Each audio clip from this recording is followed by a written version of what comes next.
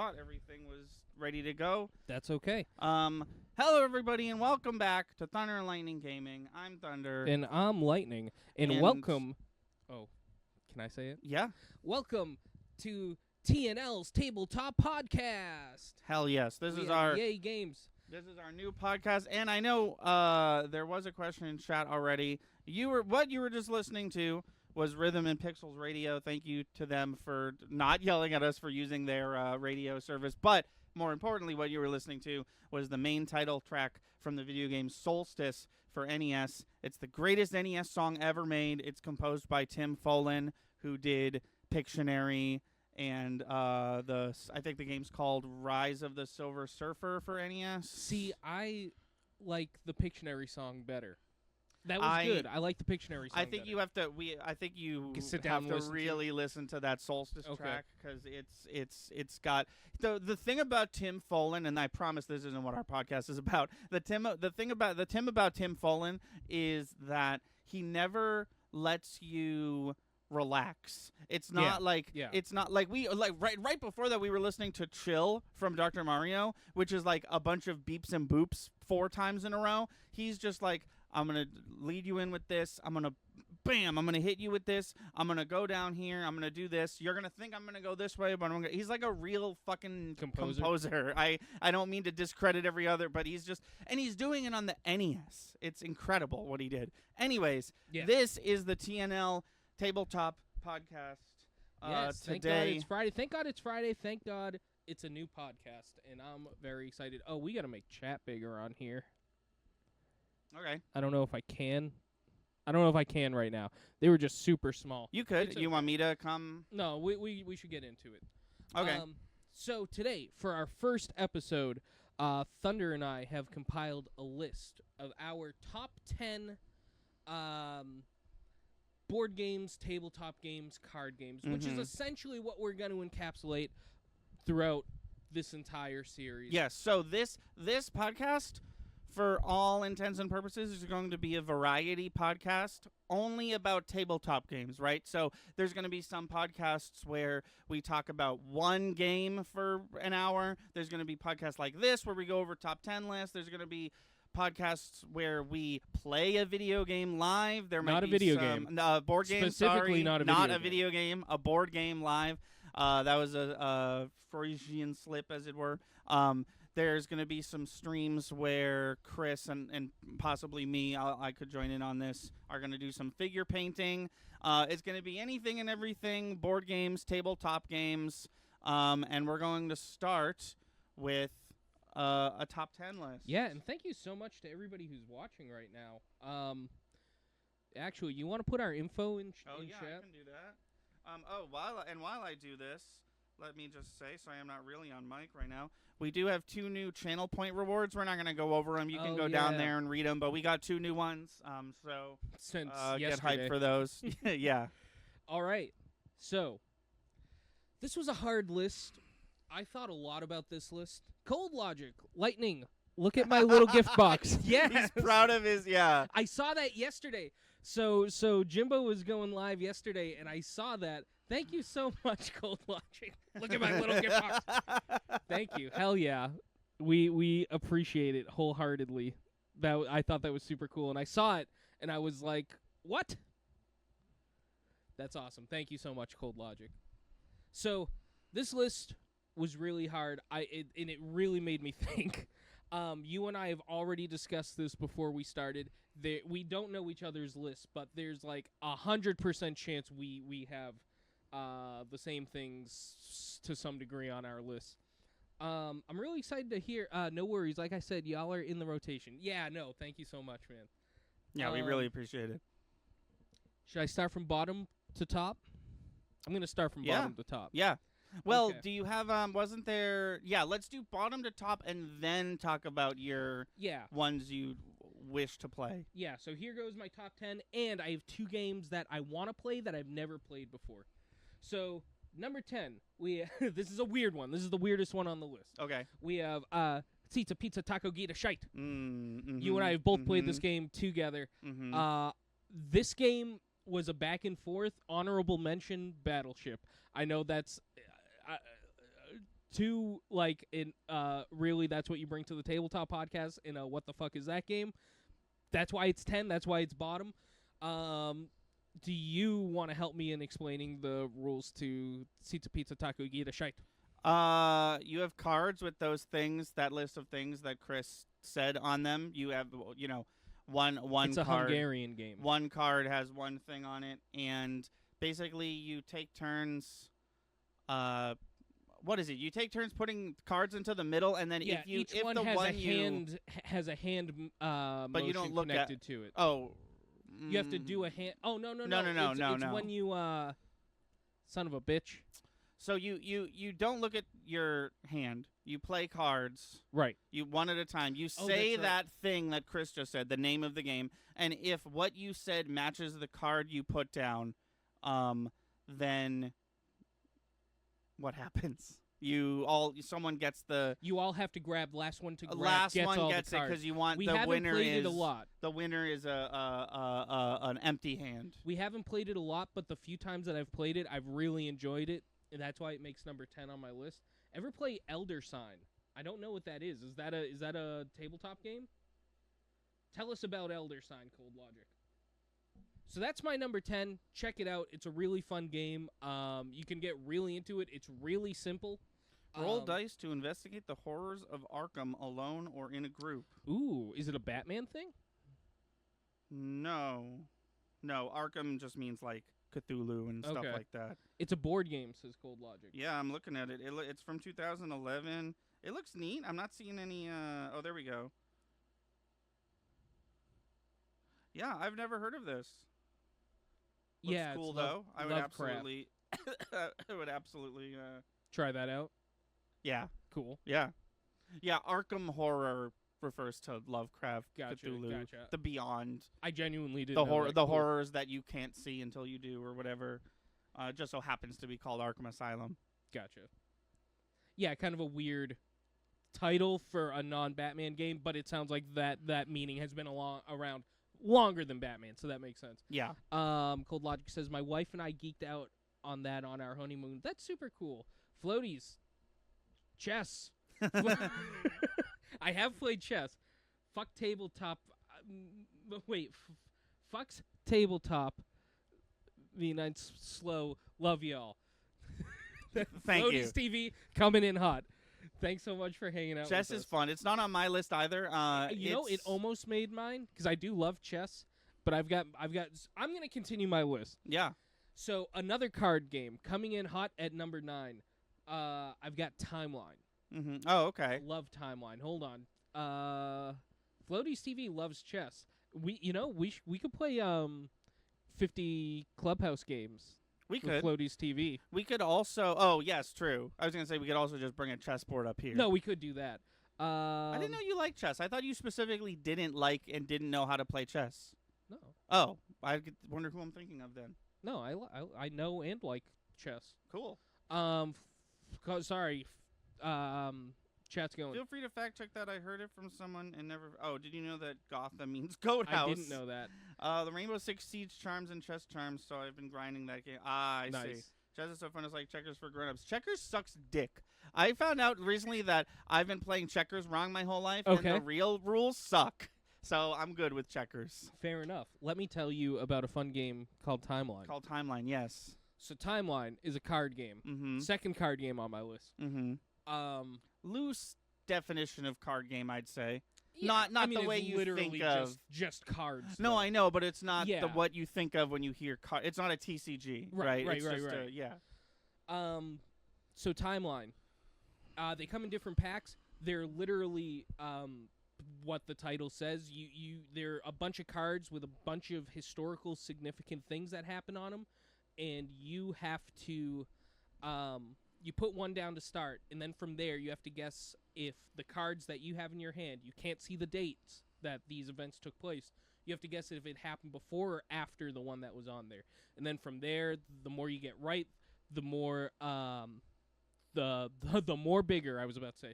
The bigger the timeline gets, and the game gets super intense, super fast. These are all games we might, if any of these sound interesting, you guys have never heard of them before, let us know, and we might play them right here on this podcast. Not today, but in general. Let us know. But So, Timeline is super cool and a lot of fun. I also love Timeline. It's not on my list. I knew you'd bring it up, though. I wanted to ask, because I know that you and Pauline recently bought, like, I think every single Jackbox Party Pack. Yeah. Have you guys played Quicksort? I think so. It's like... It's like Timeline. It's like mini Timeline. It's like... And you can play Quicksort single player, because there's, like, a Quicksort Forever mode that you could just sit and play. Okay, but it's basically cool. like... It gives you the super category, so it'll be like actresses, and then or you could pick mystery prompt. If you pick mystery prompt, it'll be something random. If you pick actresses, then it'll be like boop boop boop, black actresses' birthdays. You know, there'll be like a subcategory, and then it'll be like boom boom Beyonce, and then you have to put Beyonce, and then another one comes down, and then you make a list, and then afterwards it puts your list in a nice neat thing and shows you how wrong or correct you were. That's cool. And I think I've seen Pauline playing. It that seems before. really fun. If you guys like Timeline, I would try Quicksort, especially Quicksort Forever, because it's a single player game. But you guys, Fire Striker just said I played Quicksort myself. It can get so hard, but it's so it can get hard, especially if you play single player, because the whole way single player works is. If you get anything wrong, they remain on the board, and you have to build on top of them. Gotcha. So it looks like Tetris at the end, but it's in no way Tetris. And single player is fun because you two could just sit there and like work as a team playing single player. Yeah. Sorry, just look at Cold Logic's little present. Yeah, Looks it's great. It's great. All right, number 8. Oh my God, Cold Logic! I like chess a lot. I was a grandmaster in school. Oh, I but it didn't was a see that school of like message. 400, so I'm really just intermediate. That's awesome. That though. is Not really many cool. people, in our chat can say that they're a grandmaster in chess. Yeah, that's super cool. Number 8, I'm prepared to talk a lot about. Okay. Number 8 is Clue. Oh, interesting. Yeah. I didn't think Clue would be on your list. I bet you didn't. Between the two of us, you definitely love Clue more, but I have Clue at number 5 on my list. oh, nice. Fun fact, I love Clue, and I'm very good at Clue. So let me ask you, because my family considers this cheating. I'm curious if you do. It's not. But I use context clues. Yeah, no, yeah. Yeah, okay. That's not cheating. No. People play Clue incorrectly. You are not supposed to hear that Chris has Miss Scarlet and put an X on Miss Scarlet. You are supposed to hear that Chris has Miss Scarlet, so you put an X on every single box because no one has, the bad example, I'm not actually, but like if you know that no one has Miss Scarlet, like you have to use there's a specific way to use the sheet, and if you play the video game that's on Switch, it like breaks down how you're supposed to use the sheet. People, myself included, have been always use it wrong. You're supposed to use context clues. Yeah. That's what I talk about in my video. It has nothing to do with solving clues. It's about process of elimination. Right. So if you ask for 3 and I know that I have one of them and I know that you have the other one, but the other one's a mystery, and then player 3 shows you that one, I'm going to write that player 3 has that card. Right. That's not cheating at all. That's how the game is played. Yeah. Do you have a favorite version of Clue? Asked Langwell. I'm gonna give it to you. Cold Logic says, "I've only been beaten by my circle of friends 3 times, and one of those was my wife." Wow. We got to play online Clue with Cold Logic. I was gonna say I don't know if we can, but we can do the Switch version. Yeah. So I put on my list. I put Clue with an asterisk because there's many versions of Clue, and I'm sure this is not what you asked. My favorite version of Clue is Clue the card game. It was like that is what Langwell asked. No, I know, but I assume he means like, Simpsons Clue. Right. But maybe I'm wrong though. Clue the card game was like when I was playing all those Clue games for my video. Clue the card game was like the underdog outlier. Like I was like, this is so much fun. This is more fun than Clue. I love this. It's like shorter. It's different. It's great. Oh, chess. Oh, chess. I see. We can still play 51 Clubhouse games? Sure. Is that how many there are? I don't know. Sounds and you good. can whoop our ass. I do that on this podcast. I think it's called 50 Clubhouse games, but there's technically 53 of them. Okay. I think that's how it works. Sorry, it's outside, so I'm a little behind. Oh yeah, no, you're good. no You're worries. good. You're good. You're good. You're good. You're good. Yeah. So Clue, the card game, your favorite? Yeah, I like all versions of Clue. My least favorite is the DVD game. It's really long and it keeps progression, and it's a little boring because of that. Every other Clue, that I forced myself to play as part of that video, I really, really enjoyed myself. And Clue, the card game, I was like, this is probably going to be just fine, and it was incredible. I recently played Clue, the dice game. That was pretty okay. Can't believe that was only 5th on your list. Yeah, well, there's some heaters in the top 4. Okay. Because I wasn't a fan of Clue until I started making this video. I was actually in the first draft of my video. I was going to talk about how the big scam, is that I don't actually like Clue. But the reason I didn't like Clue is because I was playing it wrong. And because I played it so many times, I learned how to play it right. I learned how to use the clue sheet right. And I was like, oh, this is actually super fun. Yeah. No, Clue's awesome. Continuing down my list. It is 51 Clubhouse games. Son of a bitch. Continuing down the list. I have at number 7 Stratego. I've never played this. Then we're going to play it on stream because I love Stratego. I'm going to explain Stratego to you, but actually I should explain it to you first, then tell my fun story about it. Okay. Do you know anything about Stratego? No. Okay. So, 2 teams, obviously. Clue is like a deductive reasoning, and it's the best. Yeah. So, Stratego. 2 teams. It's a game of capture the flag. Okay. You have men listed from 9 to 1. You have 1-1. You have 1-2. You have 2 3s. Like okay. 5-4, and it goes. So those numbers are facing me. You cannot see my guys' numbers. I have to line everybody up in 4 rows on the board. I have bombs, and I have a flag. I randomly put everything, not randomly, I strategically put everything on the board the way I want it. You cannot see where things are on my board. Same goes for me. Exactly. Okay. The 1 can take out anything, so on, so forth. The bigger fish eats the little fish. But, once you get to 8 or 9s, I believe 9s can disable bombs. Anybody else explodes via hitting a bomb. Okay. So what happens is we take a turn. I move 1, you move 1, I move 1, you move 1. Then I say, okay, these 2 fight. We flip them around, see what they are. Flags can't move. Bombs can't move. Everything else can move. There's a spy. Spy can take out the 1. So it's kind of got an element of else. It's kind of got an element of gambling with the I don't know what unit you're about to attack me with, and you don't know what. Yeah. Okay. It's so much fun. I love Stratego, genuinely. Me and Pauline's first date, we went to a board game shop. The first game we played was Stratego. We took it out. We set up all our pieces. I said, guess where my flag is? She pointed exactly where my flag was. She said, guess where mine is? I pointed exactly where her flag was. And then you guys both pulled out a ring that you already had, and the rest was history. Exactly. And you said, let's get married, and she said, let's start a podcast. And you went, oh, there's been a misunderstanding. I thought that was cool. But that's Stratego. The fact that you haven't played it before, I really want to play it on stream.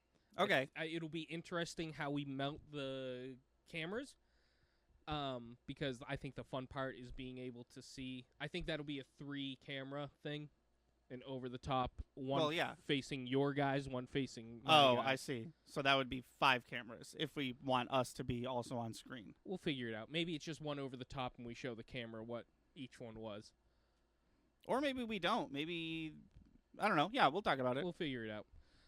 And now we just had our 2nd-year anniversary. That's true. It's been 2 years since that Stratego game. It's been 5. It's been 2 years since that Stratego game. You got married the same day. Okay. That's what yes. I gotcha. I see. That is the narrative that I was spouting. Okay. Yeah, so I've never played it. I've never heard you talk about it, and I didn't know that you liked it. Really? Yeah, I didn't know anything See, we're about finding things out about game. each other. That's what I'm liking already about this podcast is we're going to explore parts of our interests that we don't really get to explore on the rest of what we do. But little known fact, Thunder and I both love board games and tabletop games and card games. And my list, I promise, the further up we get, the more my list is going to expand than just classics. Starting right now. So number 6, I have Blockbuster. Okay. I did not put Blockbuster on my list. Really? I do like it. I have played it. But yes, it's not on my list. Okay, fair enough. Do you want to help me explain Blockbuster? Yeah, Blockbuster is 3-tiered movie trivia. So you have to play on teams, and one person is, the clue giver, and the other person is the guesser, and you have 3 categories. I believe the categories are say one word to describe the movie, say a quote from the movie, and we kind of use quote as like, if you don't know a quote, you could just kind of bullshit one, and then charades. And if I can be honest, the reason Blockbuster is not on my list is because I do not like charades at all. Fair enough. Even a little. I'll play it in Blockbuster because Blockbuster is very fun, and I like Blockbuster, and all my friends like Blockbuster. But if I could never do charades ever again, I would have it that way. Fair enough. But I do like it, and I do like the. I think that, and it took like a good year or two for this to really sink in. But I think the addition of more categories really enhanced the experience for me. I have like the DLC pack or whatever. Yeah. So, and the game is Canadian, so it refers to Zootopia as Zootropolis. Oh, yeah. I really like Blockbuster for a few reasons. For one, the board is the Blockbuster parking lot in the little sign, which is great.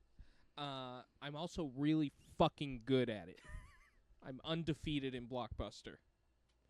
And I've played every time somebody's asked me to play Blockbuster. I've played Blockbuster. I've played a handful of times, like enough where it's not just a coincidence that I'm undefeated. Fucking love Blockbuster. You know what? And now that we're talking about Blockbuster, I think I also don't love that I always win. No, that's not what I was gonna say. I was going to say the head-to-head portion of it. I think that name a movie with a car in it. Because it's that's how you decide who goes first. Literally, it's a huge part of the game, and all it does is decide who goes first in the point scoring part of the game. You could always just flip a coin, like you could make up your own way of doing that. No, exactly. But I feel like the format of the head-to-head is off because you don't have long enough to like debate. So you're going to have to go off like... Right, because it's only like 15 seconds or something, right? It's 10 seconds, I believe, yeah. And but I've got a better idea. Sometimes people say some bullshit, and you're like, oh, hold on, that's not true. Say a different one, and we're out of time. I got a better idea. Instead of that, you just play a full game of Pokemon TCG. And that decides who does the round. I would like that better. All right, moving on. We're halfway done. With yours. Yeah, yes. At number 5, I've got Trolley. The game is called Trial by Trolley. Trial by Trolley. Sorry, I shorthanded these because I was doing shit while I was making the list. Yeah, no worries. Yeah, Trial by Trolley by Cyanide and Happiness. I feel like we fuck around with the rules, but we really don't. No, we don't. No. So, Trial by Trolley, you have the classic trolley question, where there's a trolley conductor in 2 sides of the track. This is a 3-player game. Trial by Trolley is so good, I couldn't find it anywhere online, so I drove 2 hours to a store to get it. Yeah, nice. It's that fucking good. I love Trial by Trolley. We actually might play that on this podcast at some point. We were talking about beforehand. You might have forgot. We would need at least a third. We discussed who the third would be. Oh, okay. Then I don't remember this. Okay, that's fine. But I'd be down. Yeah, Trial by Trolley, super fun. So you get a good card, an evil card, and like a modifier. The good card you put on your side of the track, the bad card you put on the other person's side of the track, and vice versa.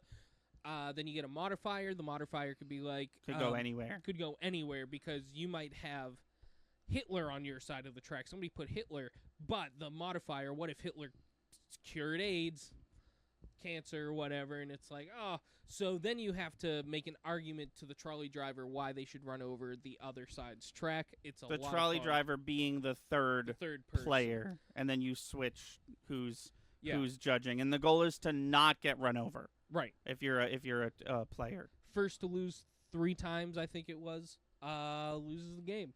Trial by trolley is a ton of fun. Moving on, number 4, I've got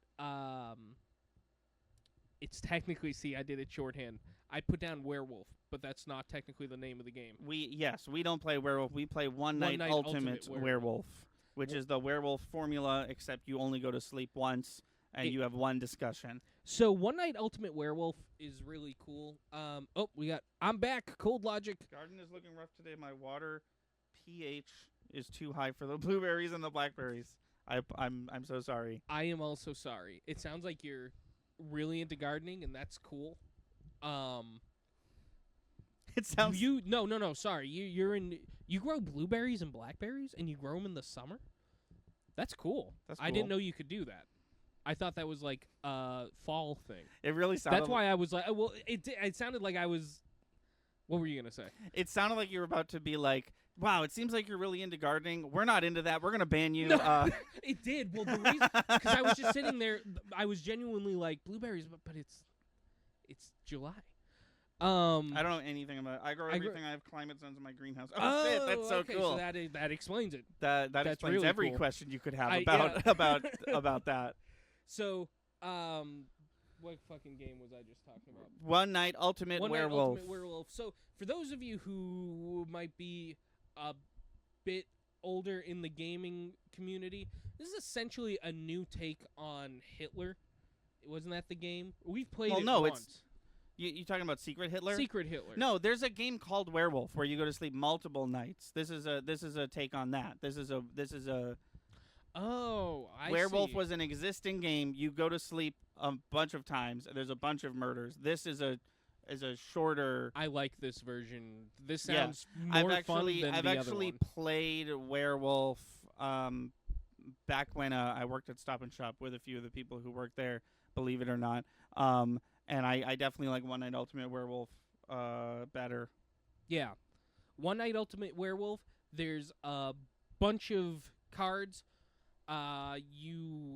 It's a have secret to- role game. It's a secret role game. You have to have at least one werewolf per game. There's a bunch of villagers. They all do different things. We're not going to get into all of what they do. You all close your eyes. Cards can get moved through the night depending on which villagers you have out there. And at the end, you have to figure out or deduct who you think the werewolf is. You have 10 minutes to 10 minutes, exactly. Your goal as the werewolf is to not get killed, and your goal as the villagers is to kill the werewolf. Yeah, and it's a lot of fun. It really makes you question friendships, and there's no better game than that. That's their chat's going on. Mm-hmm. My dad None of used this to is come none of on- that's for us. That's fine. I like to read. Okay. Number 3. This is an all-time favorite. This is a big one for me. That's why it's at number 3. Yeah, there's 2 that I'm waiting for you to mention, and I think I'm about to mention one. Yeah, what is it? Risk. Okay. Was that not one of the 2? There's 2 that Then they're 1 and 2. Then they're 1 and 2. That I haven't heard you talk about yet. They're 1 and 2. I forgot about promise. Risk. Risk is not on my list. I just recently got into Risk. I've yeah. I've been playing Risk my whole life. My dad's been kicking my ass in Risk my whole life, which has made me just a steel-clad Risk player at this point. I no mercy Risk player. I used to play 4 boarded 6-person Risk games by myself in my room. Now I have a question. I've asked you this before. How is that fun if it's you versus Well, you? it's like if you play chess by yourself. I mean, Why would I do that though? If don't I'm know. gonna always win and I'm gonna know what I'm gonna do. I feel like the point of the game is to not know what the other person is going to do. I feel like there's a role-playing aspect in it once you get there, because you got to really put yourself in each of the colors and be like, well, if this just happened, how can I counteract that the best way? Okay. I guess that's my issue. I feel like I would have trouble disconnecting myself from, like it sounds like you have to like consider each color its own player, but I don't think I could do that because You absolutely have to. If you go into this being like, well, I'm red and everybody else isn't, then yeah, why did you play? Why did you play by yourself? Right. You really have to go into it as like, okay, well, if I'm red and this is my situation, I'm going to do this. Okay, well, I'm black now and red just did that. How am I? What is the best situation for me as this color? You know what I mean? So is this classic Risk, or are we talking like Lord of the Rings Risk or something like that? So I do have Lord of the Rings Risk. I love classic Risk. So okay, it's called Gods and Something Risk. It's a lot of fun. It's one of those different mapped Risk boards. I think it's specifically Mediterranean based. Or maybe it's a fantasy map, I can't remember, but it's called Gods and Something. But what's really cool is once you lose armies on that board, they're not gone. They go to the underworld. Yeah. And then they have to fight their way back onto the board or die in the underworld. Yeah. Which is really cool. I love that mechanic for Risk. Yeah. Now that I know how to play Risk, we should play that version. The Gods one mythology I can't think one. of. Yeah. Yeah. Oh, I'd love to. I'm shocked that like your app doesn't give you alternate versions. It does. You have to pay for them. That makes sense. I don't own the Gods one. Yes, you do. I bought it for you for Christmas. That's right. You do own the. Nobody plays Risk with me, Anthony. I'll do it now that I know how Let's to play. it. That's right. You did. I own it. You do own it. Yeah. I've never owned it in my life, but now I do. No, that's how infrequently people have played Risk with me. But now you love. You love Risk, I love Risk, my dad loves Risk. That's at least 3 people. Pauline won't play. We can force my sister to play. I think 3 is fine. 3-player? Is it not? I don't know. When less you're playing versed. real Risk, as opposed to like the... that's when it starts to get... You want at least 4 players, because then it's almost like, well, I'm in the shittiest position. Yep, the other 2 players just killed me out. Now they're just gonna bleed out for the next 3 hours. Okay, yeah, that makes sense. You know what I mean? You want at least 4 people. We could play Risk easily on stream by playing the virtual version. Well, Pauline, the AI in a lot of Risk games sucks. Yeah, so the one on Switch, so there's 2. There's the one that you're talking about, which I think is just called Risk by Ubisoft. The one I was playing is called Risk Global Domination. That one was the one AI we were was playing. Great. Yes, yeah. So we should play that one on stream if we're going to play any of them. I'm down. Because I believe it's money on Switch, but I think it's free on Steam because it's free on phones. Okay. So I think you can play I'll like do that. Yeah. I'm just thinking ahead. Like if we wanted to play Risk on stream, we don't have to set up a board here. I think we could. If we could play the digital version, we should because that'll be easier to stream. Yeah. Oh, dude, if we played a real life physical pieces game of Risk, it would be a 6-hour stream. Why would it take that much longer? Because you got to count out all the army, all the stuff you can just skip immediately in the. Okay. You got to do that. I see. I get 32 armies. Well, here I go. Yeah. Okay. I see now. Where do I want to put them? You say? Give me. Yeah. Well, just give me a minute. Risk takes fucking forever in real life, but I love it. That's why it's number 3. Number 2. Before you get to number 2, yeah, can I ask you a question? Yeah. Where's no. Candyland? It's number 2. Oh, it better not be. No, just kidding. Because you're talking about how it better not be. You're talking about how Risk is a long game. I want. Are you a fan of Monopoly? I like Life better. I know they're not quite Okay. comparable. Yeah. But if we're talking But if real we're comparing classic, like normie board games, yeah. Which I have a couple on there. I mean, Yeah, what is Risk? That's what not is Clue? no, normie wasn't an insult. What is Stratego? Yeah. No, normie was not an insult. Okay. That was just a qualifier. No, you're absolutely right. Clue and Stratego, Risk, normie games. But people are constantly talking about how Monopoly is too long. And I just want to say to those people, it's only long because you add rules. If you follow the instructions, it is a normal length game. You know how people are like, let's put all the money in the middle, and if you land on free parking, you get that money. Don't do that. That's what's extending the game. You're putting money back into the economy. The point is that all the money gets dispersed throughout the I see. It just frustrates me to know when people are like, I hate Monopoly. It's so long. I'm going to do a bunch of house rules, though. And it's like, you can have fun with house rules. Don't complain it's too long. Homebrew Monopoly. House rules is like a thing in Monopoly. There's literally a Monopoly Switch game that has house rules built into it, right? People have a ton of house rules for Monopoly. Those people shouldn't be allowed to complain about how long it is because they are extending the game by having house rules. I stopped playing Monopoly when I was a kid because I didn't enjoy the length and I didn't find it that entertaining. I don't think I've ever played a traditional game of Monopoly. If that's the case. Yeah, I think you would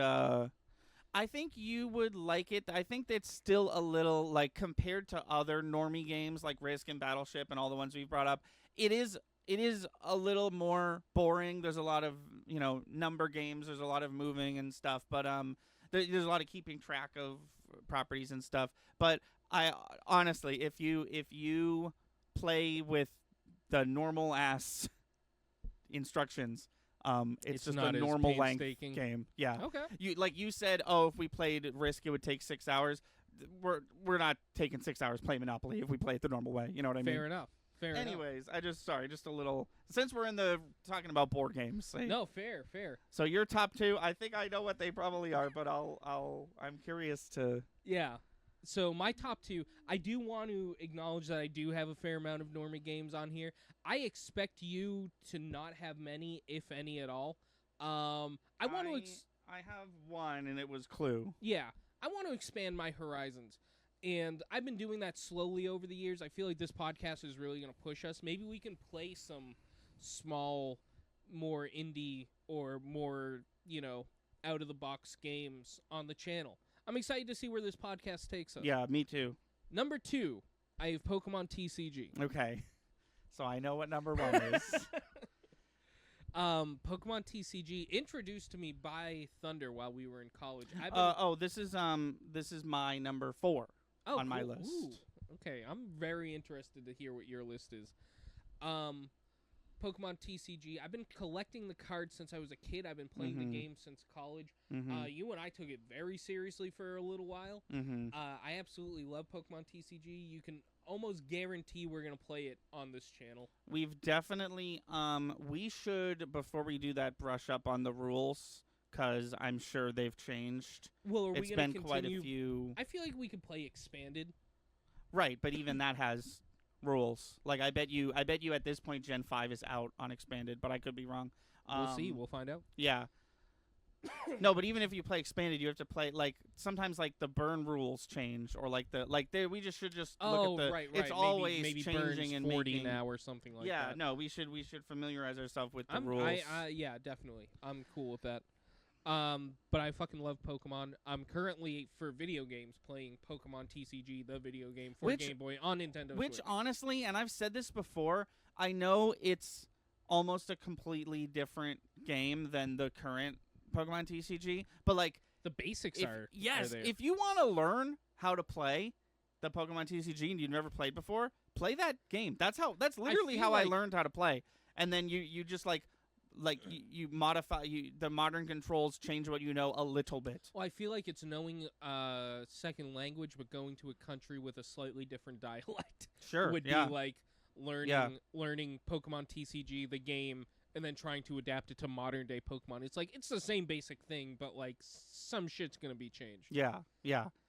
And honestly, most of the changes from back then to now are the numbers.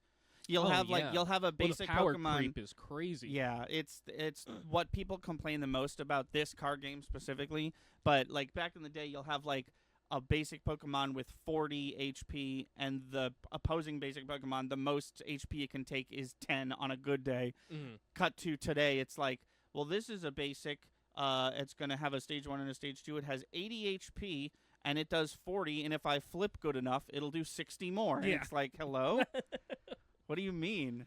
In the trainers in the items have gotten crazy and stuff.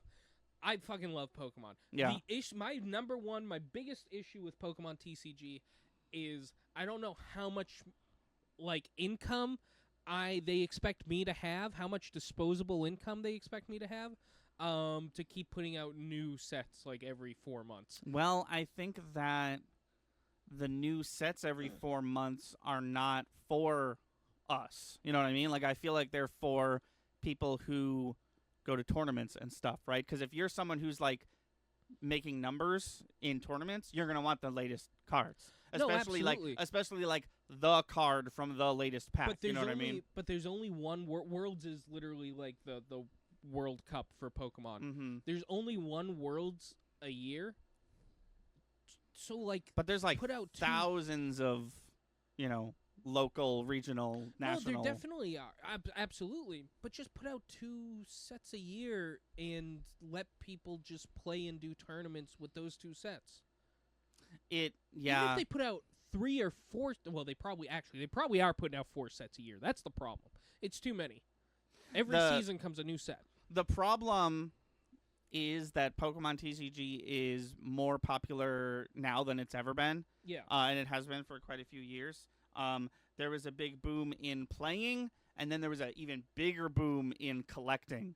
So it's not going to slow down anytime soon. Even if you're right, even if a different, more toned back, like, release schedule formula would be better, they're never going to do it. No, right. No, I hear you. Monetarily, it makes no sense. People are buying this shit up like crazy. They're not going to slow down production. As a collector and as a player, though, like, you've now forced me, the average player, to play Expanded. And you and I both know, because we are both, fun little Thunder and Lightning fact, we are both registered members of the Pokemon TCG League. Oh, true. Good point. I forgot about that. We are. Gotta go check how I'm doing. Registered for life. Pokemon TCG. Register once, you're registered for life. I'm gonna go check how I'm doing live on stream. We're doing shit. We got a couple of great expanded decks. That's what pisses me off. Is there's not. Here's the deal, right? Put your 4, 5, 6 new sets out a year if you want.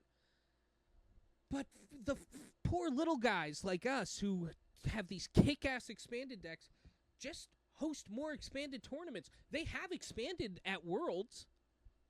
You and I can make it to Worlds on expanded. The issue is we got to go to like 4 different states to get enough points to qualify for Worlds to play expanded because nobody's putting on expanded tournaments. Yeah. I didn't think I'd get into such a big rant day 1 of the podcast. Expanded is funner. Expanded's a shit ton of fun because you don't know what you're up against. You've got fucking like 10 years worth of cards. There's almost sort of an unwritten rule of like you go to an expanded tournament and like a person has like a standard tournament ready deck, which is technically legal, of course, in expanded, but you're like, really, dude? I thought this was expanded. I thought we were having some fun here. You know what I mean? Yeah, when they pull up with their tournament ready deck for standard. Yeah. And it's like cool. But you could, the thing with that, right? The thing with that is fuck them up with some old school shit that they're not ready for, that their deck is not ready to defend against. That's the dream, but, it happens. Never works for me. It happens sometimes. You've got a card that they're not prepped for, that they're like, thank God that's expired out of standard. Thank God that got thrown into expanded because this deck could not defend against that.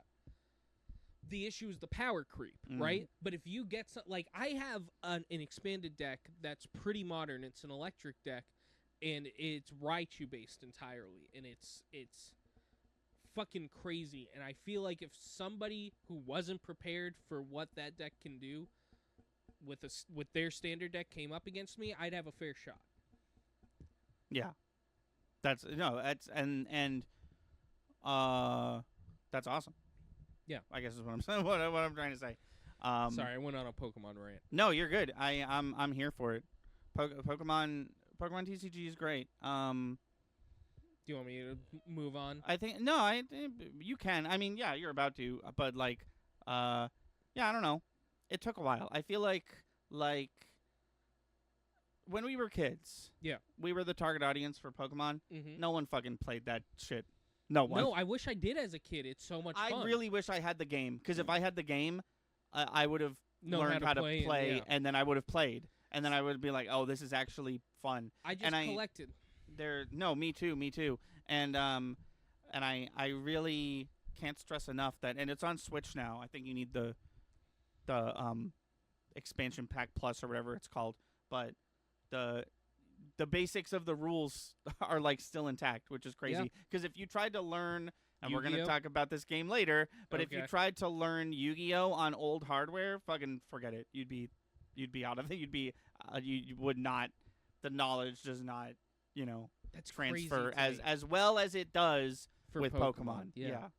That's crazy. Because now you're so I'm sitting here bitching about Pokemon with expanded, legendary, and all the different standard and all these different fucking timeline based playable cards has kind of ruined other TCGs for me. Marvel it really Snap is the best one that's ever been made. Interesting.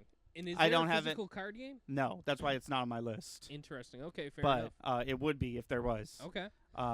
You can't really do a physical card game with it. It's one of those games. Okay. Hold on. So that blows my mind, and we are going to talk about it more. But just while I've got Pokemon on the mind, I'm sitting here bitching that my cards aren't good enough against the cards that came out the last 4 months or what have you. Pokemon's at least still including me to the fact that, like, I want to play with this person. I can sit down and play, and we both know how to play the game. They eliminated half their audience, Yu-Gi-Oh! It sounds like, by changing up the rules. We'll talk about it later. Talk about that sure. Later? Yeah, I wouldn't call it. I wouldn't call it audience elimination, but it definitely. It's just Yu-Gi-Oh! Has evolved more than Pokemon has. The rules of Yu-Gi-Oh! And Pokemon are still intact, but Yu-Gi-Oh! Looks way different than it did compared to Pokemon. Okay, fair enough. And now, moving on to my last one, to nobody's surprise, I think, it is Dungeons and Dragons. So, I've been playing D&D fairly regularly. I'd say at least once a month, if not every other month. I've been playing fairly regularly for 5 years. Have we been playing 5 years? 6? We've been playing 6 years. 6 years. I fucking love D&D. Well, actually, sorry, 7 if you include. I was thinking just me DMing. We've been playing for 7 years. 7 years. I love D&D, and I've been a player for 7 years, enjoying the hell out of D&D. I've recently graduated to being DM of one of it. Thank you. Yeah, everybody applaud. Yeah, thank you. Real quick, if I could just step in here.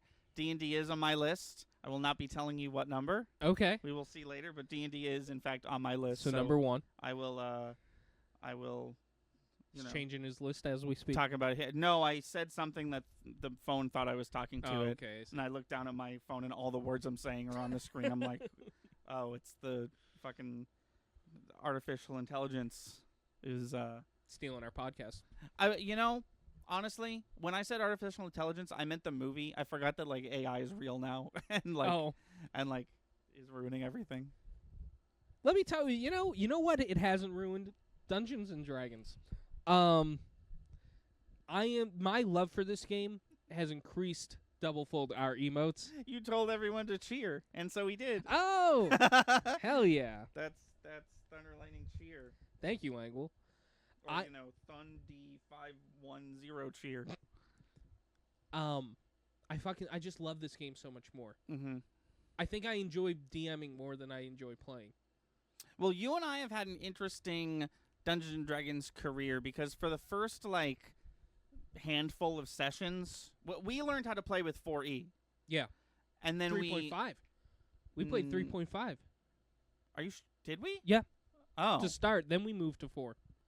We caught the tail end of 3.5. Well, no. When we started, 5 was already a thing. 5e has been a thing for a while. We played. I believe you. I believe you. I believe you. Yeah. But the whole time we were playing, 5 was a thing. 4 exists. I think it went 3.5 to 5. No, 4 exists. People just didn't like it. Oh. 3. So that's Did why we play 4? That's why 3.5. Maybe I'm probably wrong. We probably played 3.5. That's why 3.5 exists, because they made 3 and then they made 4 and no one liked it, so they revised 3 and made 3.5. Okay. And then after 3.5 they made 5 and everyone was like, "Oh, this is actually really good." We played 3.5 to 5 then. Got it. Okay. Yeah. So we've not played. I've never okay. played 4. We don't talk about 4 since Exactly. Cold Logic. Exactly. No, Exactly. you're not wrong. Exactly. But yeah, we've had an interesting D&D career. I derailed you. What we were you played. gonna say? We played 3.5 for like a bit, and then we like moved directly into 5, and we were like, "Oh, this is way better." And Yeah. and then we've played 5 ever since. No, I love it. I don't think I'm gonna hop on the train for 6. Well, there is no 6. They're doing this whole like D&D 1 thing where it's just like 5e, but they're gonna like Oh, okay. Hold on. put so out is that put what out the updates like. Is that what the expansion is? Because that I'm fine with. If they just want to come out with new books expanding on 5, I'm totally cool Well, with that. so it's not an expansion of 5, right? Okay. So what D&D 1 is, and maybe Mason can do a better job. You played 4 with Chelsea, so we did play 4. Yeah. It has a really good DMG damage. So yeah, maybe Mason could help me play. Could help me explain it better. But D&D 1 is basically like they're gonna shoot out updates like a video game where it's like, now this is how this works. It's like, and it's like, it's not 5, right? But it's like, I don't know how to. It kind of is. It's weird. It's Okay. But it's yeah. I think we played 4. I don't think we played 3.5. You played. Oh, hold on. That's what he's saying. You played 4 with Chelsea. Yeah, I Did think we? Courtney had us playing 4. Okay. Which one, Mason? Which one is the one with at will spells? Because we played that one, and I remember not liking them, and then they were gone in 5. I was like, this is better. 5 is just so smooth. The point that I was trying to make is 5 is so smooth, and I really enjoy playing it. I don't think 6 is going to offer me anything. If and when they make a 6 or whatever this new thing is, if I can't adapt this new thing to 5, I don't think I'm interested, I think is the point that I'm trying to say. Well, I think whatever this new thing is going to just be 5, but we changed a few things. Okay. Because I know that I keep getting updates on my phone, like, here's how the elves work now. Here's how this works now. And the vibe is kind of like this isn't D&D saying like one D&D is like a big patch to 5e. 80% of the rules are the same. It's supposed to feel more streamlined and easier to learn. Okay. Yeah, so it's them basically saying like, listen, we're not making 6 right now. We're gonna do this instead. Continue to play the way you want, like you always have anyways. I guess that makes sense to me because give more players options so characters are more customizable. 5 is already, well, yeah, honestly, if there's one thing that they were like, all right, well, here's a new thing for D&D, it's like 60 more classes and races because we fucked up. We only put like 15 in the fucking handbook. I think that's enough. Really? I think the few that they have are fine. It's if you add too many, it's a deterrent for new players because then you're like, here's a huge list, pick one of them based off I vibes. feel like they missed so many races. Like I can't like you're playing an expanded 5e character. I in know my that, campaign. but that's because I'm a seasoned D&D player. If I'm a new player and I'm looking at a list of like 100 races to pick from, I'm going to be a little intimidated. I guess That's why video games don't have. couldn't they? You know? Couldn't they be like? Couldn't they just put in a section new players? Here's the classic races, easy to pick from. Yeah, but I think that also alienates people. Like, I feel like there are some people, I'm not one of these people, and I don't think you are, but I feel like there's some people who would see that as baby mode and normal mode, and then they'd be like, I'm not going to play baby. I'm going to go right into the real shit. I also wouldn't see it like that. I mean, you're talking to Mario Kart Mario player.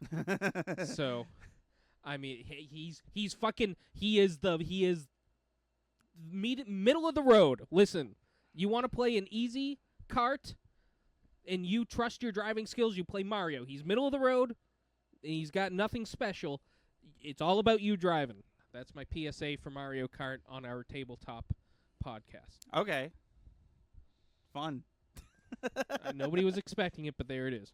That is my list, though. It's a little vanilla, and I want to expand that. Maybe a year from now, maybe once we've done a year's worth of this podcast, we revisit this list.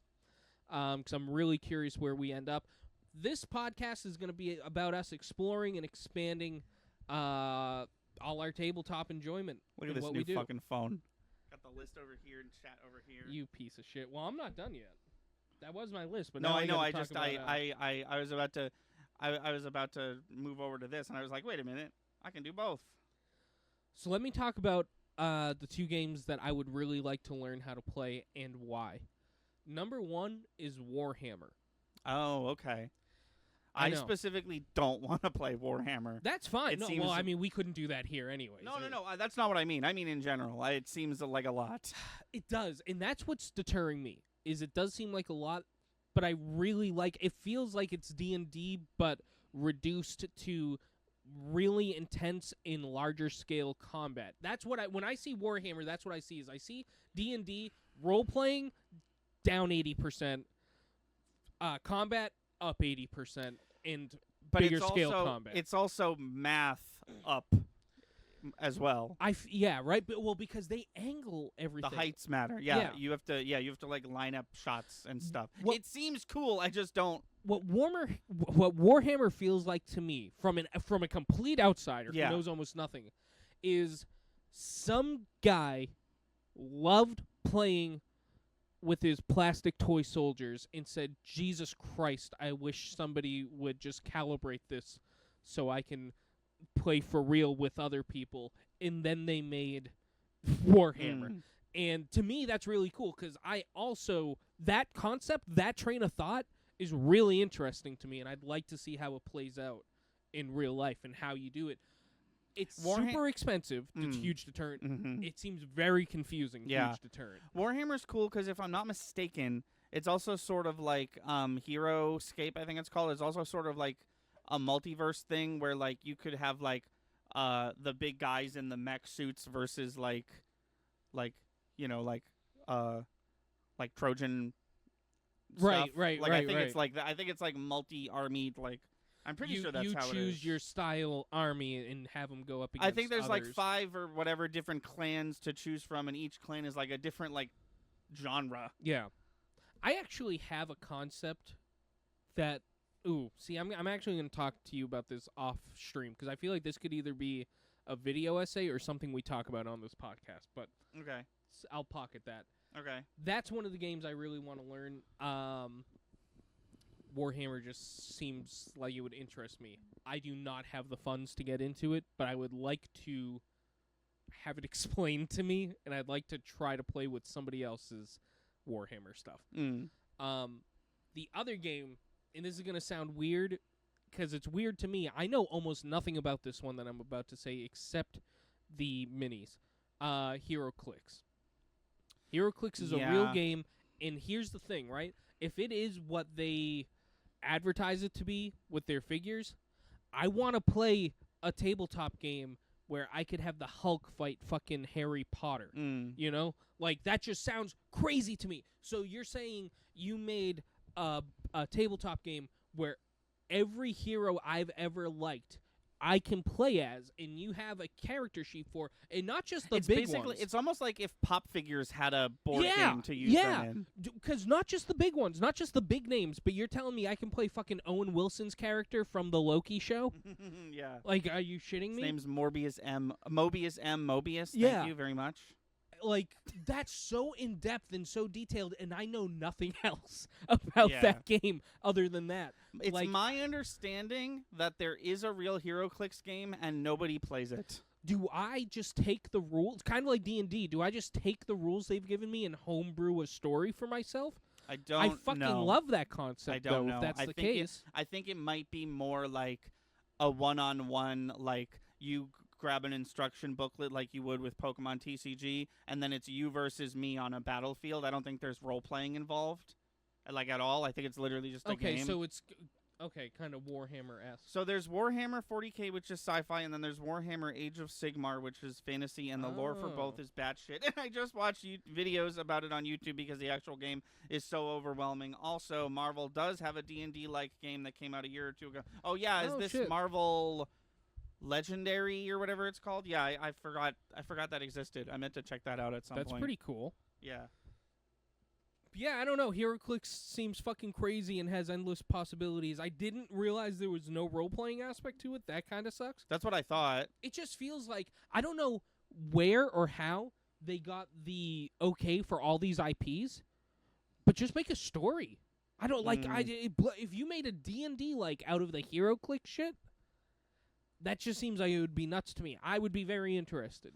Yeah, I think that's where you're kind of losing it. Like, I don't think that HeroClix is set up for that. Like, I think if you were like, we're gonna play a HeroClix game and there's gonna be role playing involved, I don't like that'd be entirely up to you. I think because I don't think there's any. It's my understanding that HeroClix is just a game. And the reason you can have any pieces you want is because they all basically do the same. You know, they all function within the same. As far as I can tell, it's not like, well, you can't play the Marvel ones with the Star Wars ones because they worked out. Like, it all works the whole way. But there is no role playing aspect of it. Role playing or not, that concept alone still seems really interesting to me. Luke Skywalker versus Spider-Man. That's fucking crazy. I want to do that shit. Marvel Multiverse, the role-playing game, there's a free new player guide online. Oh, nice. Oh, okay. Hell yeah. Very cool. Yeah, I'm going to check that out on a week that's not this week because holy Christ. That is my list, though, and those are the two I'm interested right now in trying but never have. Interesting. So in my 2 games I've never played but want to play, I did put a normie game. So I'm okay. I'm already seeing So I just made this list less than an hour ago, and I know what you're thinking. Haven't you only been live an hour? Don't worry about it. So I just thought we were doing a different podcast today. My fault, not Chris's. But here's my list. Number 10, I have the DC deck building game with a little asterisk, and that asterisk is they all play exactly the same. I have the DC one. Okay. Gotcha. It's really fun. So you have a very small deck, and then you put down cards. It's you versus me, and then we through playing get more cards, right? And then you basically it's literally a deck building game. So once you have the deck, you're done. It's not like now that you have your deck, the game starts. That is the whole game. Yeah. You have a deck, and then you count basically like how many points your deck is worth. Yeah, you and I have played this once a while ago. Yeah, I have. I got really into it. I have quite a few expansions. It's hard to get people to play. I've learned it's a game we could do here. We could. It's definitely more fun, but also longer the more people you have. Like, I think if we play 2 players, that should be fine. But yeah, we could do that. We could get into that. And it does have like and I don't know if they make these anymore. I'm sure they do, but there's multiple sets. So like you can play like half of a DC deck and half of a like Cartoon Network deck. Right. And like each expansion has a new like mechanic that it brings to the table. Yeah, I went into a game cafe with one of my high school friends, a few years back, and they had this, and he was like, "Let's play this." I was like, "Okay," because it sounds boring. The DC deck building game. You couldn't come up with a better name for it. Right. But it is really, really fun. We played the fuck out of it, and it's really cool. Oh, that's what it is. I just remembered. There's villain cards, and it's you have to defeat the villain. If you defeat the villain, you get to keep it and add it to your deck. Right. And it basically comes down to who defeated the more villains. But there's other aspects of it too. Sometimes you defeat the most villains and you still lose based off points or whatever. So it's cool because it has that whole thing where it's like you have the Robin card, and the Robin card is like plus this for all Bat Family cards, but plus this for all Teen Titans cards. Right. So it'll be shit like that. Yeah. Cool. Coming in number 9, what do we got? Number 9, I put Exploding Kittens. Oh, yeah. Recently turned into a Netflix television show, which, as my mom, someone who's watched every episode of it, told me has nothing to do with the card game. That's funny. But yeah, Exploding Kittens is you have a deck and you have a hand, and basically you have to draw every single turn or do something that makes it so you don't have to draw, because the point is you don't want to draw an exploding kitten, because if you draw an exploding kitten, you are out.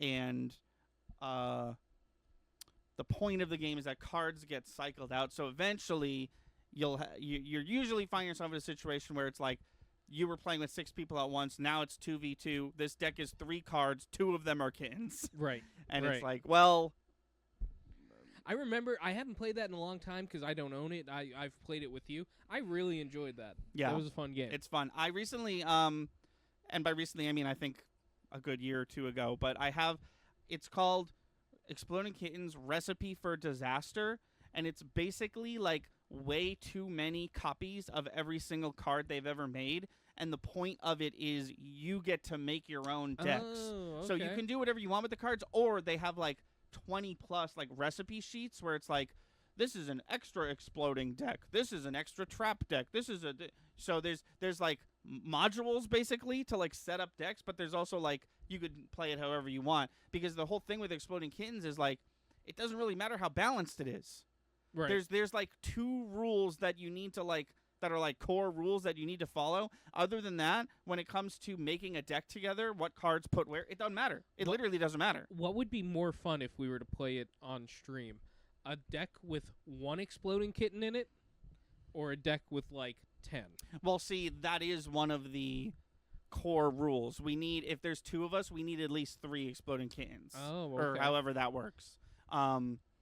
But no, we could absolutely, if we do play Exploding Kittens on stream, I think we should definitely do Recipe for Disaster, play a few of the modules, and then maybe try to make a deck ourselves. I'm down. I think that would be really fun.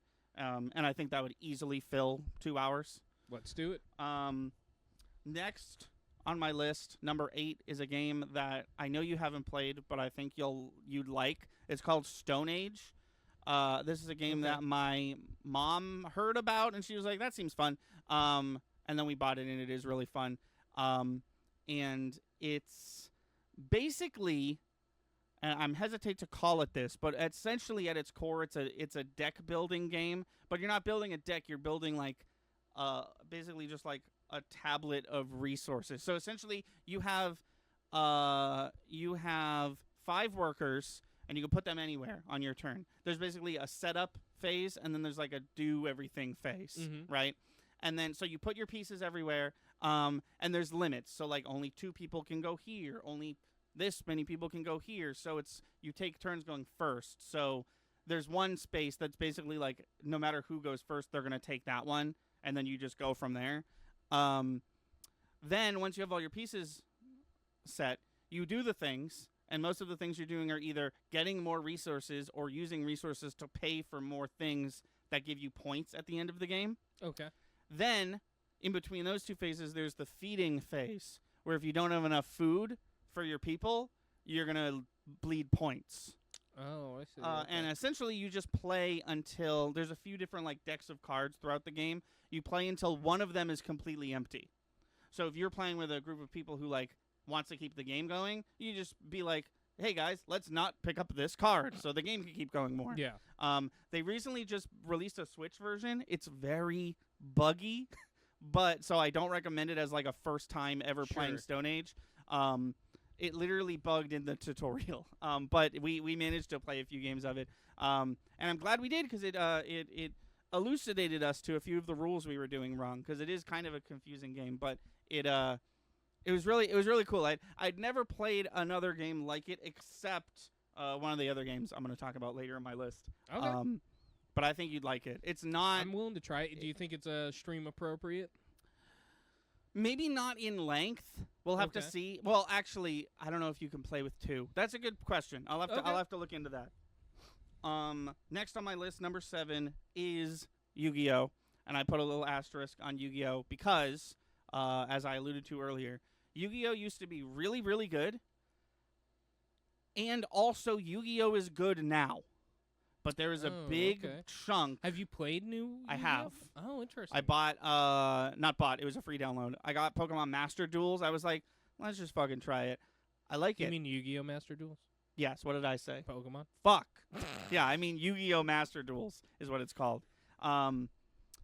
Because there's 2 games right now. They're both kind of free, and they're both kind of, one of them is Yu-Gi-Oh! Duel Links, and one of them is Yu-Gi-Oh! Master Duel. I did some research. Seems like Duel Links is a little different. Seems like Master Duel is just the experience you'll have playing the card game if you have real cards. So I downloaded that. It's good. I'm not gonna lie. They got rid of. They still have that one mechanic that I don't love, but they got rid of some of the stuff I didn't like. It's back to being good. It's not back to being, as good as it once was. Yu-Gi-Oh! Really went so far as to just overcomplicate things for even old. Okay. Like, I've been following you for a while, and it was one of those things where it was just like, man, it really feels like if I take a year off, there's going to be so much stuff that I don't know what I'm doing. But I think now, especially for me, someone who played a fuck ton back in the day and a little bit here and there, I think all the mechanics in Yu-Gi-Oh! Now have really, solidified into what I would consider a good game, even though I do prefer the old game. Okay. Because the old game was way more simple. There was obviously a complicated card or 2, and I'm not even talking because there was even some changes they made while I was still a fan as a kid. There's a sweet spot, right? Not way back in the day, not like season 1 stuff, but right after that, when they started to expand what Yu-Gi-Oh could be, and before they completely went off the rails, and just completely expanded. There's a little sweet spot where Yu-Gi-Oh was perfect, and I wish I could encapsulate that in a bubble and play it. And you can with Yu-Gi-Oh! The Eternal Duelist Soul, which is a Game Boy Advance game that I've played. That game has the perfect version of Yu-Gi-Oh! That I loved. Okay. Very cool. I'm glad you can still experience the classic Yu-Gi-Oh! That you enjoyed. Yeah, yeah. But you're saying modern Yu-Gi-Oh! Is kind of getting back on track? It's not getting back on track, no. It's still almost new experience, but still good. New experience, still good, better than it was a few years ago for sure. Yeah, it was fun for a different reason. Okay, fair enough. Because I know that there was a good 5-year chunk there where you were like, Yu-Gi-Oh's dead. I don't ever want to touch it. It was. It truly was, and I think that I'm starting to think that not only I had that opinion. Yu-Gi-Oh was so good, but then I watched people play a couple years ago and couldn't understand the thing. Is it good now? Yeah, that's the thing. That Yu-Gi-Oh and I don't feel this way about Pokemon, because I was literally just on this podcast a half hour ago talking to you about how we should brush up on the rules. I think that you and I, if we had to brush up on the rules of Pokemon, probably take us a good 15 minutes and then we're back in the game. Yeah. With Yu-Gi-Oh, it's like, oh, well, I have to explain this, so there's a new this with this, and then those come into that. Oh, you haven't heard of this yet? Yeah, it's a completely new mechanic that they're bringing in from this, and it's just like, I have no doubt in my mind that what Mason just said in chat is completely true. Yeah. How you're just like, I used to play Yu-Gi-Oh, I'll see what's going on. Oh, it's a completely foreign language to me. There's stuff is happening that I have never seen before in my waking hours.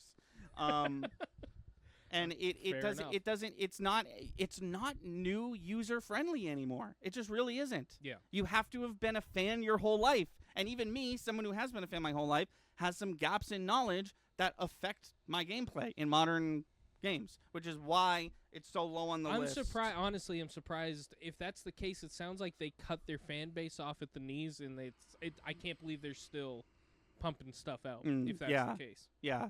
No, me too. I completely agree with that. But that's number 7. Number 6 is called the Movie Game. I played this with you exactly once at New Hampshire. So I see what I'm doing. I'm going back every second of my life till that moment when we played. Oh, he's rewinding so slowly. Yeah, it's gonna take a while. He's at last week now. Yeah. Okay, so the movie game. It's a board game made by the Valley Folk. They're YouTubers. Okay. I am trying so hard to remember this fucking game. Here's how the movie game works. You get a description of a movie. Mm-hmm. That description is split in half between 2 movies. And then it's coming back. Okay. And then you have to piece together what the title is. Right. So, for example, it'll be like 2 agents go around New York trying to stop aliens from becoming the next superhero in a line of all African lineage superheroes. And it's like, okay, so Men in Black Panther. Is that a real one? No, I just came up with that. That was a good one. That's the whole game, literally. Yeah. There's a TV shows expansion and a video games expansion. And I would play it every day of my whole life if I could. But me and my parents, who also really liked the game, we did, in fact, eventually see every single card. And we were like, well, we have to stop playing this game. Damn. That's why when I played with you guys, I was basically the DM, where I was like, you guys play, and I'll read the cards, because that's the only way I'm going to get to play this game from now on. It's so fun. I wish they would do more of it. I think Valley Folk is basically just a podcast at this point. I don't know if they're making any more movie game. They probably aren't, but I really wish they would, and that's why it's so low. Honestly, if there was if movie game was like a video game that I could just keep playing and playing and playing and playing, it would probably be closer to number 1. I really love it, but the fact that I ran out so quickly relative to how long it's been since I played it, yeah. So number 5 is Clue. I'm not going to talk about Clue much. We talk about Clue a lot. You did not have a lot of normie games on your list. I mean, which is fine. I wish my list was more diverse, like yours. Yeah, what is Exploding Kittens a normie game? It's getting there. I don't think you could call it that yet, though. Okay. Yeah, so number 5 is Clue. Not going to talk about Clue. Go watch my Clue video. It's still good. I watch it sometimes. I put probably more work into it than I put into any video essay ever. I opened my keyboard by mistake. Number 4 is the Pokemon TCG, which I also think we've... I can't believe that's only 4. Yeah, well... I think we've played that game more than any game, other than maybe D&D. 2 of us? Yeah. Yeah, other than D&D, because, yeah. You're probably right. I bet you if you crunch the numbers, Smash Brothers would be close. But yeah, we played a lot of Pokemon TCG. Back when, and this has nothing to do with it, it's just to place it in time. Back when Pokemon Go came out, you and I were playing meeting up just to play Pokemon TCG like 3 times a week for that one summer that Pokemon Go was, for some reason, really, really popular. And we convinced all our friends to play with us, and yeah. We started a little league. We did, yeah. Which, honestly, I'll say it, was killed by COVID. I feel like we could do that league again if we wanted to. I would love to start, because here was the issues, and here was the good part about that league. We kept tabs. We had seasons. Super fucking cool. Yeah. I think that's such a cool concept that we had. The one and biggest issue, we had buy-ins to play because we wanted to give out prizes. Yeah. I think that's an absolute no. I think you think no prizes, no buy-ins. We just do we keep tabs. We keep track, and that's basically it. You won't win anything. Yeah. Yeah. But we'll have Super Bowl. We'll have a Worlds. Right. By Worlds, I mean my house. Well, we did that. We did that exactly once, and it worked really well. No, we did it twice. We got 2 seasons. Did we? We got 2 seasons. I believe you. I remember once. I believe you that we did 2 though, but it worked.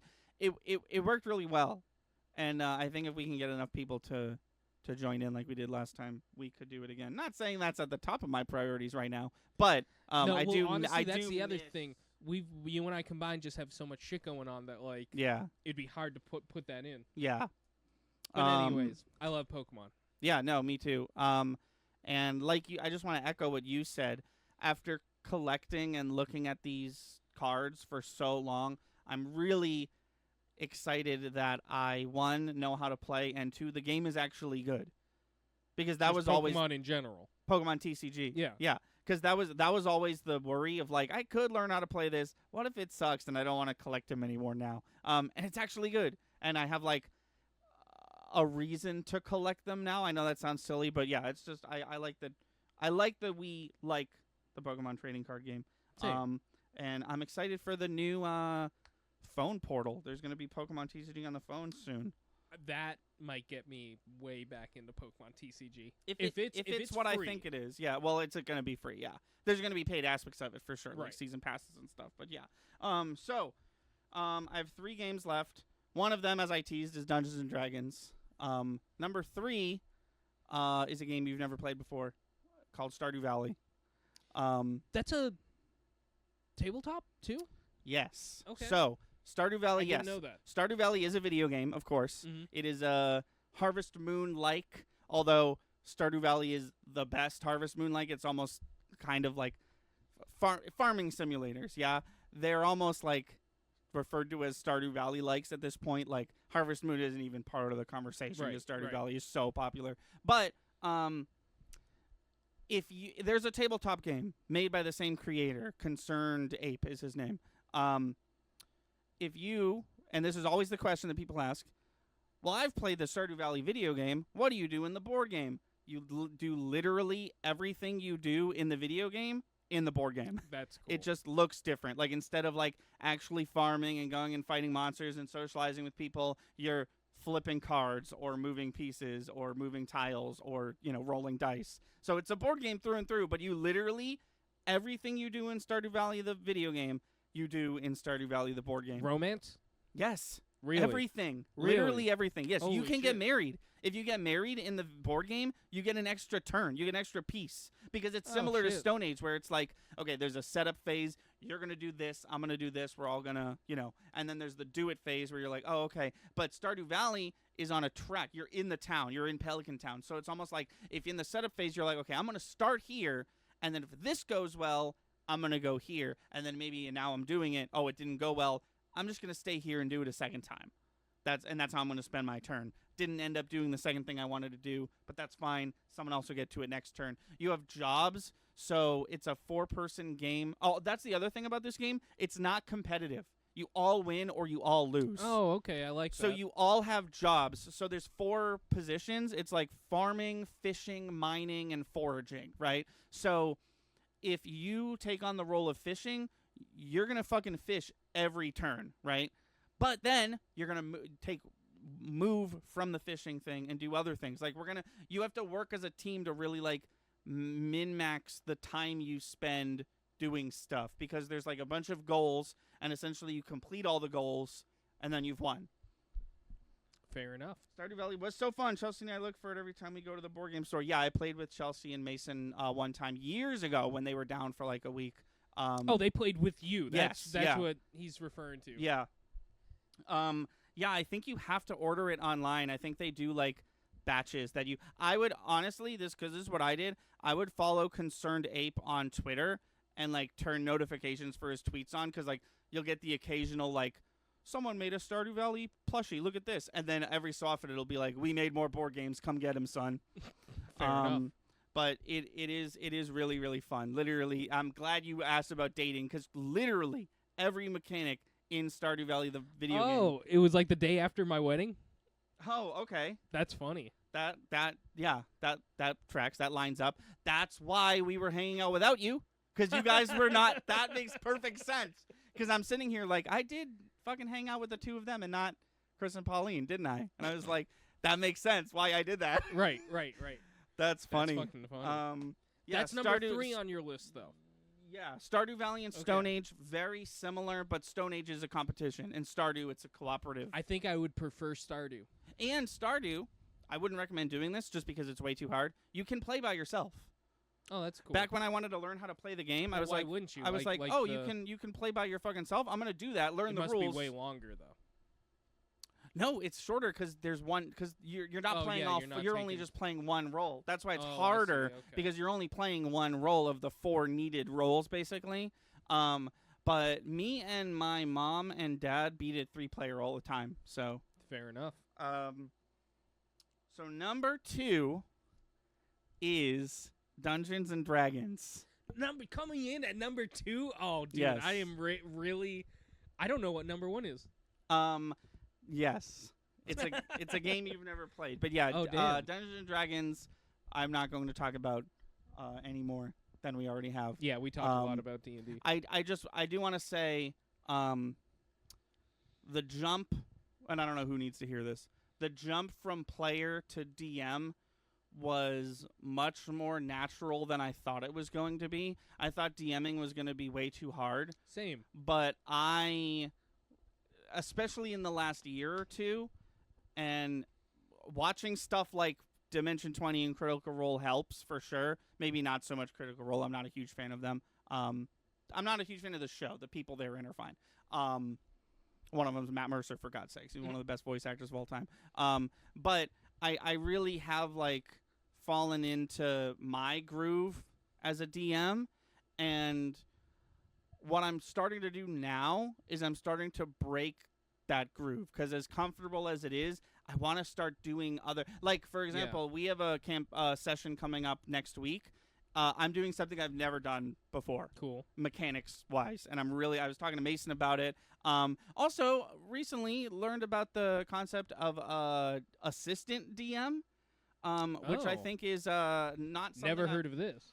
Well, it's basically just what it sounds like. I, without even realizing it, have basically had an assistant DM in Mason for the last couple of years, because every time I have a question about anything, I go to him, and more often than not, every time you sit down to play a game that I've DM'd, it's basically 15% DM'd by Mason. Interesting. And this is a concept I learned recently from Bob Worldbuilder, who's a D&D YouTuber.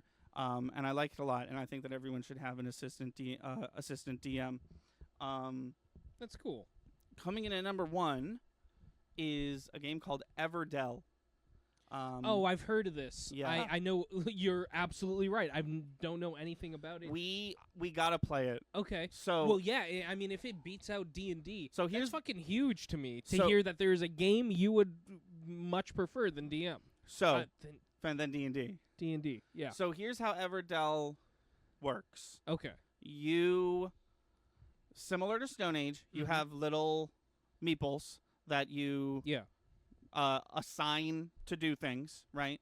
But instead of paying for more, you get more as the seasons change.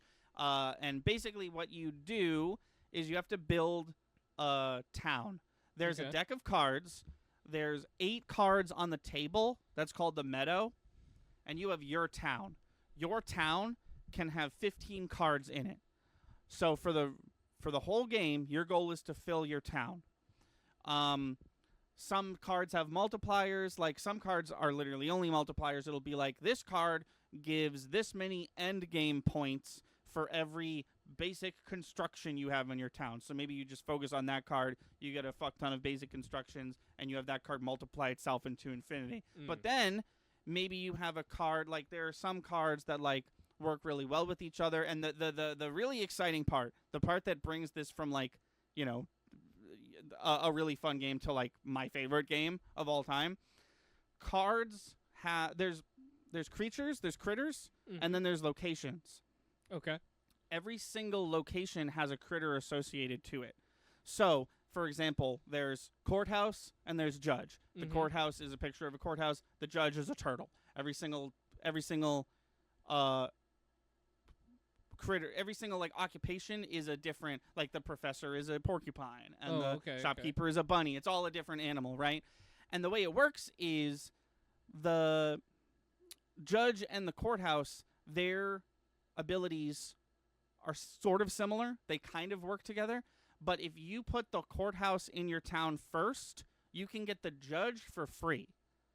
So you have to use resources to pay for the building, but if you can get the building, you can get the person for free. I see. Exactly once. So if you have 3 courthouses, I don't think you can, but if you have 3 courthouses, it's 1 for each turtle. You know what I mean? If you have 1 courthouse, it's 1 turtle. You can't have 3 free turtles. You can have 2 turtles, but you have to pay for the second one. Okay. So from there, the game is broken up into seasons. So season 1 is you start in winter. Everyone has, I think, 3 pieces, and then you get more pieces in spring and summer and all that.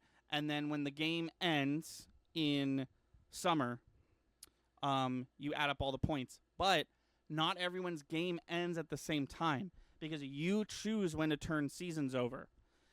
Oh, so it'll get to the point where, like, I'm still in winter. I probably have a turn or 2 in me, but you have been forced via you being out of moves to move on to spring. Okay.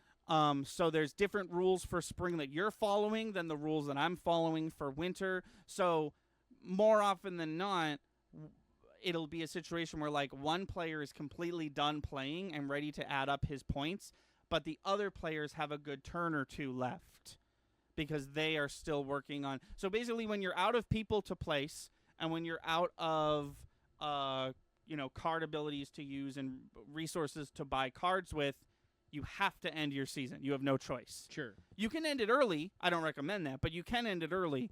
But the point is, like, you've been exhausted of all options. You now have to end your season.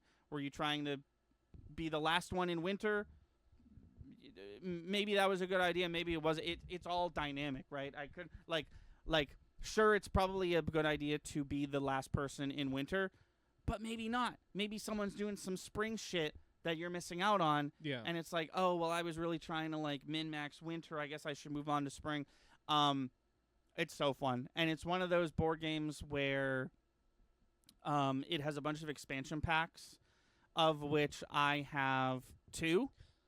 And they, I think, really enhance the game itself. It's a 4-player game, maximum 4 players. One of the expansions I have does make it so you can play with up to 6 players. Oh, okay. I have a question. Yeah. Is this the booth at with PAX the tree Unplugged with the tree? Yes. Yes. That is I was with you when you bought this game. No, because my expansion. mom. Yes, I you was were with you me when I bought expansions for it. My mom got it for me for Christmas. That tree is the I forget what it's called. It's the World Tree from Everdell. Okay. That's their that game. I mean, just that whole booth. It looks like a very fun.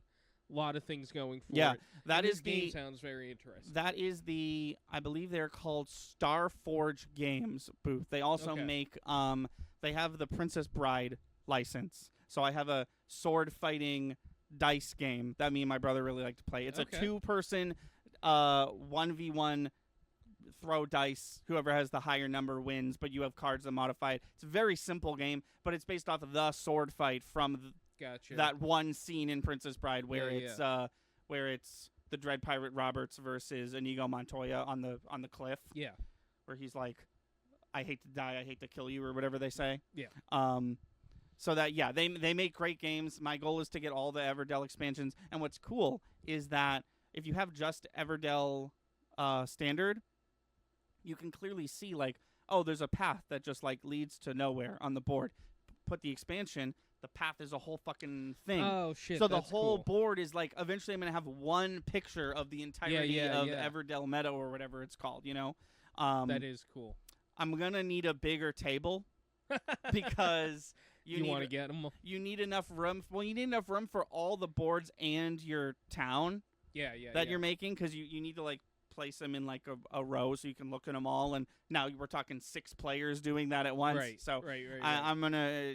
I don't know how much table space they think people have, but yeah, I love Everdell. That is like if you and I are like just hanging out one day and we have like infinite options of what we could do, that is number 1 on the list. I really want to play Everdell with you and Pauline, and also apparently Mason says Everdell has been on my 2 playlist for so long. I really highly Hell recommend it. If you like Stardew Valley, you'll like this one for sure. It's different, but it's like it's got the same vibe of like I didn't. This is a new development for me, and 3 of my games on my list are this.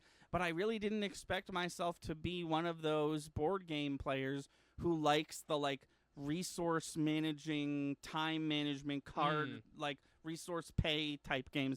And Everdell, Stardew Valley, and Stone Age are all that. Right. And I really like them, which is odd because I don't like Catan. I've played Catan a few times. I don't care for it. I've played Catan exactly once in my life. Was and it with Catherine and yes. Emery and them? Yeah.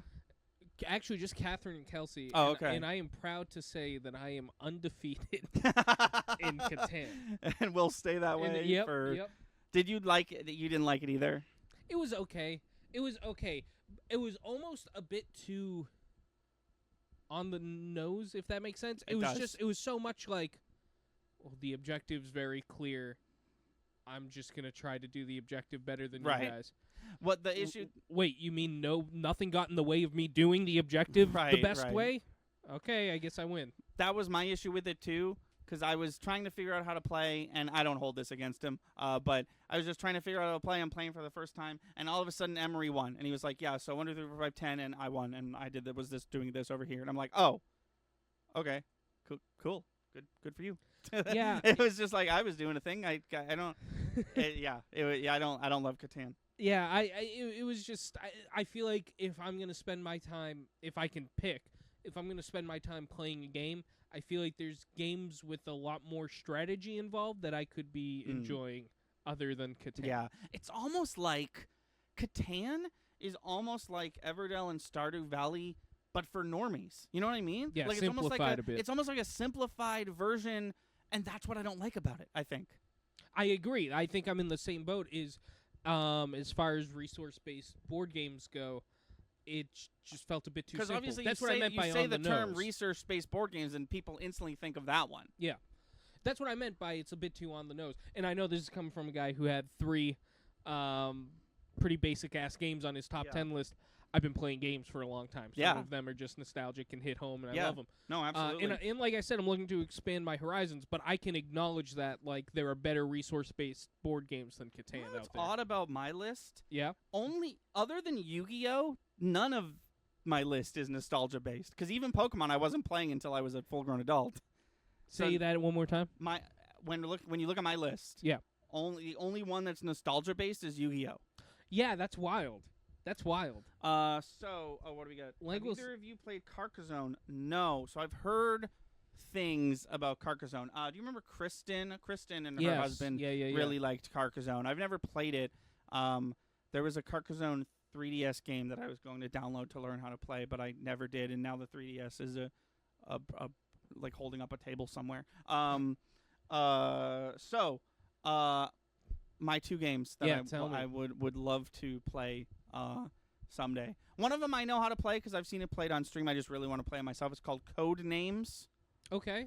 Never heard of it. So this game, it's 2 teams of more than 2 people, and essentially one person is the clue giver, and they can't say anything. They just have to write their clue down. The other 2 people are trying to guess what they're trying to do, and what you're trying to do is there's a bunch of words. And so it'll be like a random list of words. And then my clue would be like pink 2. That's my clue. So it's a word and a number. And then what you have to do is you have to look at the board and you're like, okay, so I see flamingo, I see Kirby. Those are probably the 2 pink ones. But I also see sushi. Sushi might be pink. I'm not sure. I'm going to do flamingo. And then basically there's 2 teams. Right, orange and blue. There's orange words and blue words. I have to get you we're the orange team. I have to get you to flip all the orange words. And blue has to get their team to flip all the blue words. However, there's one black word. If anyone flips over the black word, they lose instantly. Oh, shit. And what's fun about Codenames, and why I bring it up and why I explain all the rules like this, the people who made Codenames, the official developers, they made a completely free online version that you can play online. And I think we could do it on this podcast. We should do that with Mason and Chelsea and people like that. I love that. My other game is So Bloodborne is my favorite video game of all time. There's a Bloodborne game. You own it. I do own it. There's a fuck ton of expansions for it. I own most of them. Just never played it. Never gotten around to it. Yeah. I'm currently playing through the Bloodborne video game for the 14th time with my mom. My mom's never played it before, and after we're done with the video game, I'm gonna be like, "Hey, let's try to play the board game." I'm gonna read the instructions, see. I literally don't know what kind of game it is. It could be a game like Stone Age. It could be a game like D&D. I literally don't know. Right. Because there are some games like the Onward game that are just like D&D light, you know? So I don't know. I don't know what level. I guess what I'm saying is I don't know what level of role playing is involved in the Bloodborne board game. I just know that it looks really pretty and I want to play it. And it's based off my favorite video game of all time. Fair enough. I'm shocked you haven't used more of those pieces for your campaign. I have. I do. I use them all the time. Do you? Yeah. Okay. Yeah. I believe you. That's awesome. Yeah. Yeah, it was very expensive too. So I should probably play it at some point. We'll do it up, man. There's also a new, if I could just have the floor for one single more minute. Yeah. There's a new game coming out. It's Kickstartered right now. It's on Kickstarter right now. I played it at PAX Unplugged 2023. It was right across the street from me. It's called Luthier. Okay. You are playing an instrument maker, and you get requests from real composers. Okay. So it'll be like, you flip the card, it's Beethoven. He wants a trombone with these specifications, and it's basically like whoever makes it first wins the Beethoven card. But then with the tuba they've made, there's a board, and the board is basically just an orchestra. You get to put your tuba piece on the tuba player, and you fill out an orchestra. And the orchestra has rank, so like the first chair violinist gets you more points than like the third chair flautist, and stuff like that. I didn't. So the higher the point, the higher they are in the orchestra. Yes, yeah, and then from there, similar to the other games I mentioned, it's basically just like whoever has the most points at the end wins. But I was like, as I was setting up, I was talking to my friend. I was like, who was setting up with me. I was like, is that a fucking classical music-based tabletop game? And during one of my breaks, I was like, please tell me how to play this. And I didn't get to play it because I learned how to play. Yeah. And I was like, this looks tight, and I really want it. And if they have it at a PAX Unplugged 2024, I'm definitely gonna hell yeah play it again. Tickets for that just went on sale. Oh, nice. I'm assuming I won't have to buy one of those. Right. But you never fucking know. Langwell threw in chat. So I'm looking up the Bloodborne game, and apparently it also has a single player mode. There's a Steam version? There's a video game version that can teach me how to play easier? I fucking love modern board games. They all have video games that are easier to learn the rules of. There's an Exploding Kittens video game. There's an Everdell video game. There's have a it on my Pokemon phone. TCG video game. You're joking, but yes, there is. And I'm sure it's way easier to learn how to play Pokemon TCG with the fucking app than it is with the booklet. Oh my God. I love that board games are video games, like, at the same time. I hope they make a Stardew Valley the board game video game. I don't know what you would fucking call it, but I would love that because I feel like more people would see what I see with the Stardew Valley board game. They're also making a Slay the Spire board game, which I'm interested in. Slay the Spire is one of, if not the greatest roguelike of all time. So I'm curious to see how that translates to board/card game. But yeah, it's a great time to make this episode of this podcast, because it's a great time to be a fan of board games because they're so fucking accessible. Yeah. And that is going to do it for us. I thank you for watching. Please be sure to like and subscribe. Our channel has daily uploads from podcast video essays, Let's Plays to skits. Be sure to watch on Twitch. We stream all our video game and podcast content live at 5 EST every Wednesday, Friday, and Sunday. Our intro is by Brad Kendrick and music by Froggy and the Friendship. Link to all that in the description below. Thanks again, and we'll see you next time.